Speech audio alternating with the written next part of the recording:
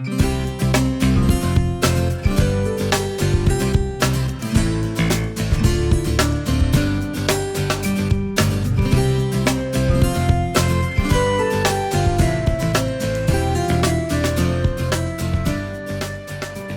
right, so we as a club have had 15 members of our club complete the thru hike. And we are very fortunate to have several of them here today, which they've agreed to form kind of a panel which you can answer any questions you have in mind about what possessed them to their favorites. All right, so does anybody have a question of curiosity out of one of these brave, mighty souls? If you go across the panel, could they each say how many days it took them to complete it? So we section hiked the trail during COVID, and it took us 9 months. I participated in section hiking and total of 57 days over a couple of years. At the age of?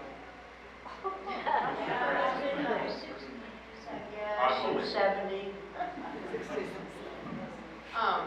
We had a group and we varied, but it took about 2 years. I also was with the same group that Melissa was in. Larry was our organizer, and it did take us a little over 2 years, but we spent, we would go up and do 3 days of hiking, come back to SaddleBrooke, and then, so it took a while. Same, I'm proud to be part of that group.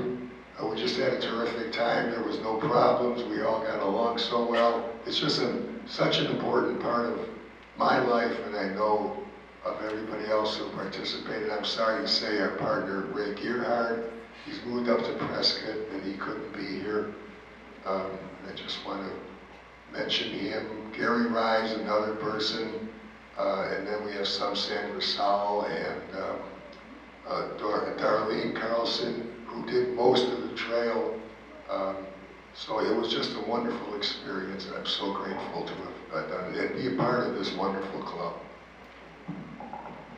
I think Larry's being a little modest because he's the one that started this whole thing. And one day we were hiking a little piece and he looked at all of us and he says, I want to hike the whole Arizona Trail, and I went, all of you with him. And we were crazy, we followed him. And I have to go back even further. It was a meeting at Elizabeth Wheeler's house many years ago, and she and Larry kind of spearheaded quite a few members of the hiking club, and there was a lot of interest, and we got together, and I have to thank people, Randy and Susan and Larry, for just a lot of logistics, because it was quite a complicated undertaking to go out for 3 to 5 days at a time and come back in and have the vehicles and all. So here's one of the vehicles. Yeah, we did a lot of driving in that red truck.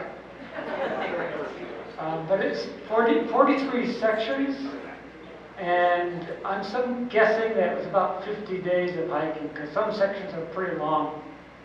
So if anybody has a better guess, yeah. What time of year did you guys accomplish it? All different times.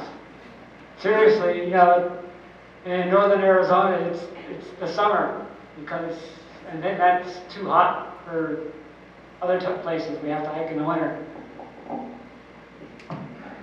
One of the mentions on the film was that water sourcing can be somewhat challenging on the trail. Did you guys encompass any of that? And how'd you deal with it? Shauna probably could speak to that better than us, but we used a mule man one time to carry water for us, and we used a horse one time to carry water for us, but Shauna didn't. So we backpacked maybe a total of about 12 nights on the trail, And some of the best, I think in the video, it showed one of the rain barrels that they had made, and that was the nicest of the water treatment. But we backpacked one night, and we had to filter water from a cow trough. Yeah, it was interesting. But most of the time, we just day hiked, and we staged our own water. But there were definitely a lot of water caches here and there that we used. Any favorite parts of the trail that you just were overwhelmed by? I guess we all probably can mention that. The whole trail is amazing. The diversity is just, but I think coming up to the Mogollon Rim was probably my favorite. The trail continues from when I was first on it to the present to be improved.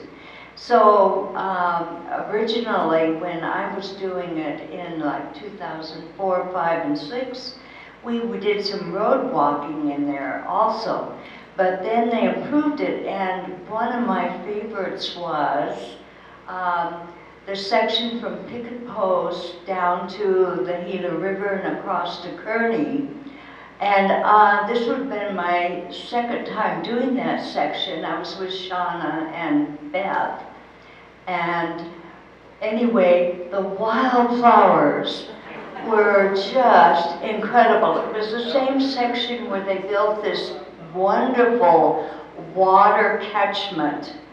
It was a remote area of the trail that it was hard to access and to get. Sometimes the off-roaders would take water in, but this catchment was wonderful. And then that whole canyon on down was just one wildflower after another. It was very special. I think she's the only woman I know that could go and run in front and pick a flower or look at the flowers and then come back. But she was always up front somehow or another. I don't know how she got there. One of my favorite sections is quite long, all the way from the north rim of the Grand Canyon to the Utah border. And Randy and I went up there with some friends, and we were all camping, and we did it. And then some other people in our group, Sandra, Sal, and Gary, needed to complete that section, so we just went back and did it again. And while we were there, we saw a solar eclipse, and Alice Sal, who has since passed, got us the special classes to see that. It was just great hiking that section with friends, and it makes me so sad to think that some of that section is no more. So I was glad that we were able to hike it before the fire. I think my favorite part was the Mogollon Rim. Yeah, it was the Mogollon Rim, and we had to hire a wrangler with mules to carry our backpacks. No, the Mazatals, that's right. Another area that's had a lot of fires since then. We were very fortunate. Nothing was burned out that we couldn't go through, or it had been burned out well before, and it was still navigable. So that was my favorite part of the Mazatals. My favorite part was the last section, and not that we did it last, but it was when we were hiking toward the Vermilion Cliffs, and it was just beautiful, hiking right toward them.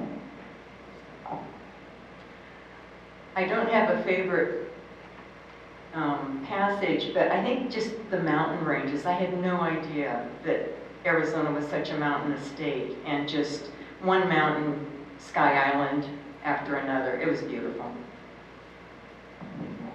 Well, for me, certainly the Grand Canyon is the most pretty, but the most unexpectedly pretty was Alamo Canyon between Picket Post and south of there, which is near Superior, Arizona.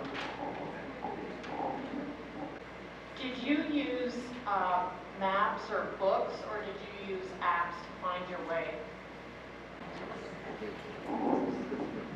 Well, there was a book that was quite old that was was it an official book that we, it was the original Arizona Trail, and there were some passages that were still not complete when we did it. And there was places where there weren't many signs, and we had GPS, and a few guys knew how to use it, and a few people didn't. And one day, Gary Rise and Ray turned like a 17-mile hike into a 23-mile hike.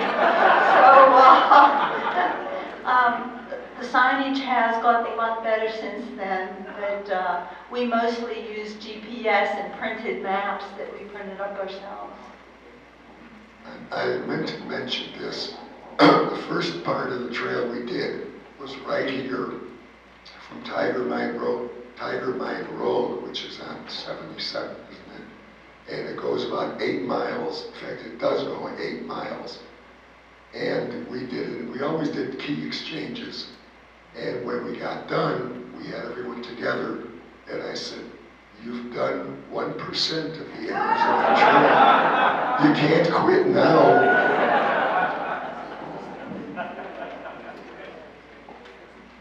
I think those guys are crazy doing it the way they did with maps. That would have been horrible. Now there are a couple apps. We use Divenza, which you download the entire trail, and it's wonderful. It has the trail highlighted, and it also tells you where all the water sources are, and then people report in how the water source was. You know, oh, it's dried up, or no, it's running plentiful. But so we definitely had that advantage. But even still, we would be walking down a dirt road, and you know, as part of the trail, and we would be talking, and we would completely blow by the sign. I mean, one time there was a cairn piled up about this tall. We completely walked right by it.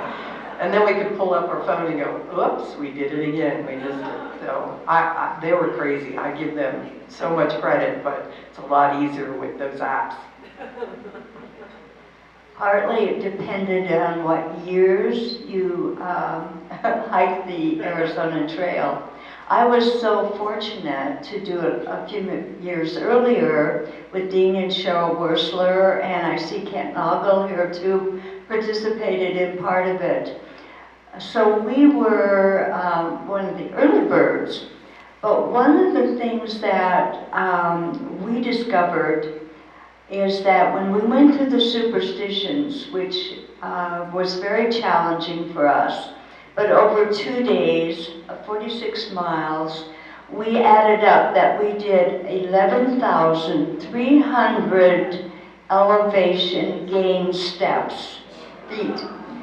And we said, "Oh my goodness, that's like doing either the Grand Canyon or Mount Whitney." So we were very exhausted, but we were also stimulated to try other hard things. So I was really fortunate with Dean and Cheryl that we did do Mount Whitney together as a team. That was a wonderful inspiration for us to continue on to do other adventures. First of all, I'm going to just put in a plug. This really is a very great program, and I wanted to say that on April 4th, distance away, I'm going to be guiding for the SaddleBrooke Hiking Club from the Dave Zimmerman Trailhead just off I-10 to the Loma Alta Trailhead. So that's a good 15-plus mile hike, Class A, but anyone that's seen this program, you might be inclined to join.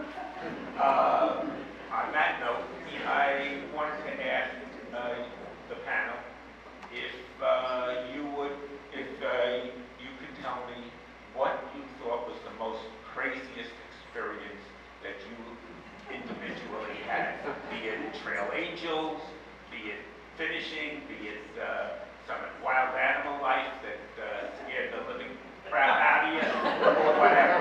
So that's my question. I would say it's when we needed to ride out of a place because it was about 3 miles, and it was called the Doll Baby Ranch down there. And we had a lady that put us in the back of her pickup truck, And you could almost walk faster than the truck did. And it was straight up, and we were going like this all the way up.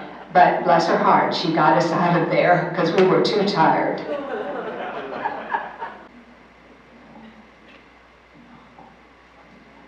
Weather can change very rapidly, and with Dean, Cheryl, and myself, and Sandy Businger and Kent, we were heading off from actually the ski lift area of Humphreys Peak area. We were starting off, and by Jiminy, it started to hail and blizzard. It was incredibly cold, and we came upon a house where there was some work being done on gutters, and the owner was grumpy, and he would not let us stand on the porch underneath the place. So we shivered, but the gutter guys said, "Oh, we'll be glad to help you." So after they finished their work, we piled into the back of this truck that had ladders and barrels and all their equipment. And we rode in the back of this truck all the way back up to the snow bowl, where there was about 6 inches or 8 inches of snow on the top of the car. I mentioned the horse trough, that was one of them.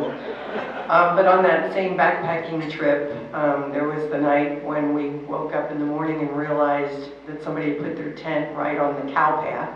That was interesting. And then there was also in the Black Hills, we were watching the storm way off in the distance with the thunderstorm, and the next thing we know is there's a clap of thunder and no time in between the lightning and the thunder. So that one was probably the most scariest night on the trail.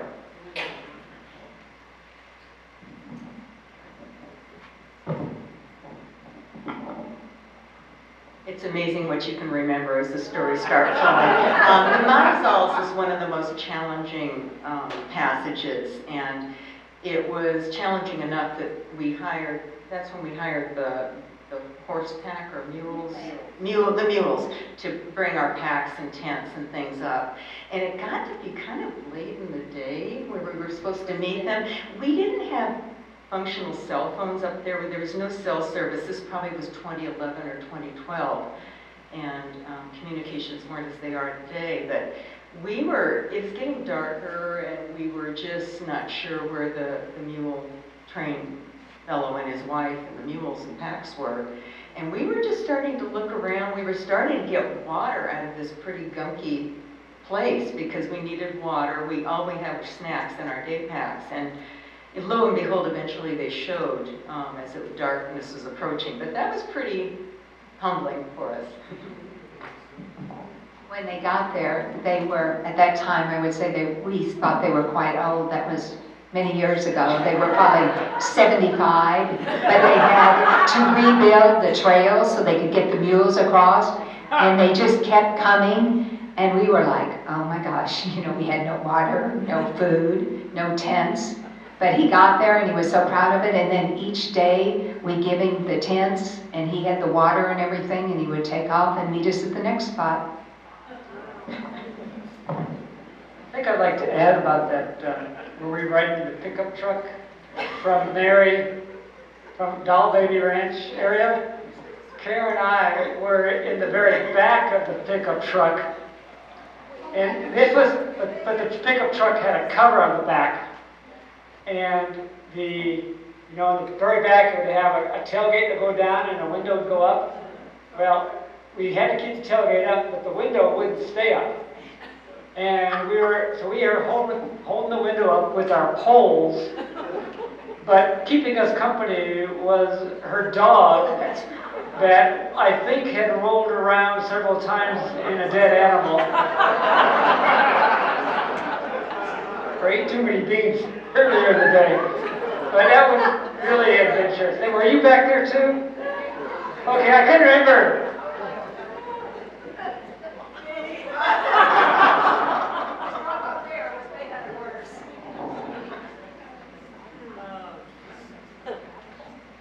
Any other questions? I just want to give a shout out to Dean and Cheryl Woodford.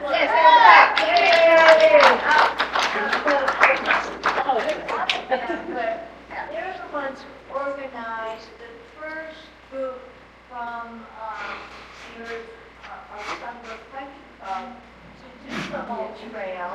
And so, anyway, Dean and Cheryl were the pioneers on helping myself and others, and then we continued to help others along the way who wanted to do sections of the Arizona Trail.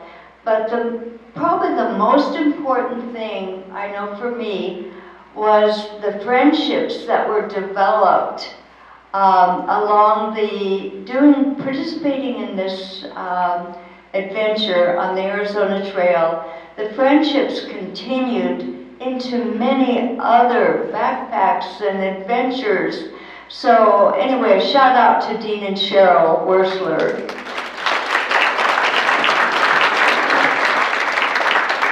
And on that note, it was these guys talking about the Arizona Trail and the hikes with them that got us inspired to do the trail, so absolutely.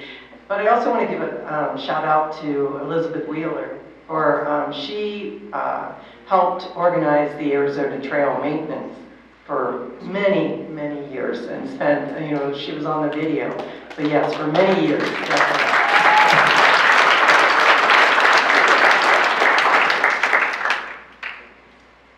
And a shout out to all of you, and you two back there, for being an inspiration to all of us. It's a terrific resource that we have in our backyards. It is a lot to do. However, you don't have to do it all at one time. As all of these guys have said, get out and explore the Arizona Trail, because it is fabulously a fabulous resource out there.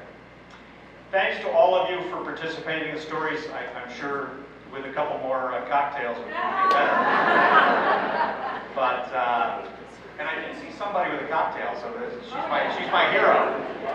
But anyway, thanks to all of you for coming, and I hope you enjoyed it. And thank you all.